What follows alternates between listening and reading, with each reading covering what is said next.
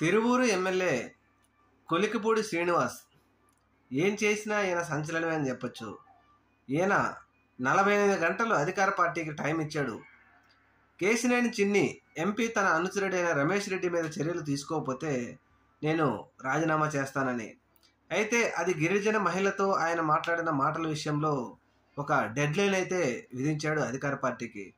అయితే అధికార పార్టీ మాత్రం దీని మీద స్పందించకపోవడము, ఈ రమేష్ రెడ్డి మీద కనీసం చర్యలకు కూడా ముందుకు రాకపోవడంతో ఇప్పుడు కొలికిపూడి శ్రీనివాస్ ఒక చేతగాని వాడిలా ఆయనకు తెలుగుదేశం పార్టీలో విలువలేని వ్యక్తిగా మిగిలిపోయినాడా అంటే తిరువూరులో ఇప్పుడు అదే చర్చించుకుంటున్నారు.